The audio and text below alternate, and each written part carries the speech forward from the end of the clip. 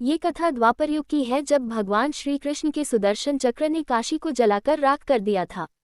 बाद में यह वाराणसी के नाम से प्रसिद्ध हुआ। ये कथा इस प्रकार है। मगध का राजा जरासंध बहुत शक्तिशाली और क्रूर था। उसके पास अनगिनत सैनिक और दिव्य अस्त्र शस्त्र थे। यही कारण था कि आसपास के सभी राजा उसके प्रति मित्रता का भाव रखते थे। जरासंध की अस्ति और प्रस्ति नामक दो पुत्रियां थीं। उनका विवाह मथुरा के राजा कंस के साथ हुआ था। कंस अत्यंत पापी और दुष्ट राजा था। प्रजा को उसके अत्याचारों से बचाने के लिए भगवान श्री कृष्ण ने उसका वध कर दिया। दामाद की मृत्यु की खबर सुनकर जरासंध क्रोधित हो उठा। प्रतिशोध की ज्वाला में जलते जरासंध ने कई बार मथुरा पर आक्रमण किया, किंतु हर बार श्री कृष्ण उसे पराजित कर जीवित छोड़ देते थे। एक बार उसने कलिंगराज पौंड्रक और काशीराज के साथ मिलकर मथुरा पर आक्रमण किया, लेकिन भगवान श्री कृष्ण ने उन्हें भी पराजित कर दिया। जरासंध तो भाग निकला, किंतु पौंड्रक और काशीराज भगवान के हाथों मारे गए। काशीराज के बाद उसका पुत्र काशीराज बना और श्री कृष्ण से बदला लेने का निश्चय किया।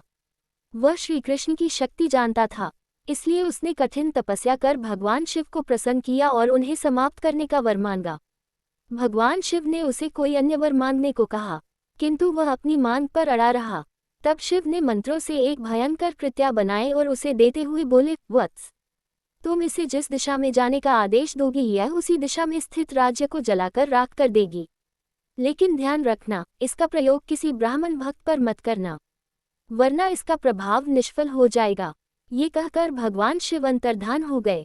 इधर दुष्ट काल्यवन का वध करने के बाद श्री कृष्ण सभी मथुरावासियों को लेकर द्वारिका आ गए थे।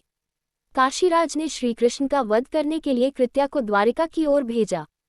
काशीराज को यह ज्ञान नहीं था कि भगवान श्री कृष्ण ब्राह्मण भक्त हैं, इसलिए द्वारिका पहुंचकर भी कृत्या उनका कुछ अहित न कर पाए।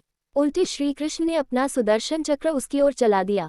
सुदर्शन भयंकर अग्नि उगलते हुए कृत्या की ओर झपटा। प्राण संकट में देख कृत्या भयभीत होकर काशी की ओर भागी। सुदर्शन चक्र भी उसका पीछा करने लगा। काशी पहुंचकर सुदर्शन ने कृत्या को भस्म कर दिया, किंतु फिर भी उसका क्रोध शांत नहीं हुआ और उसने काशी को भस्म कर दिया। कालांतर में वारा और असी नामक दो नदियों के मध्य यह नगर पुनः बसा। वारा और असी नदियों के मध्य बसे होने के कारण इस नगर का नाम वाराणसी पड़ गया। इस प्रकार काशी का वाराणसी के रूप में पुनर्जन्म हुआ।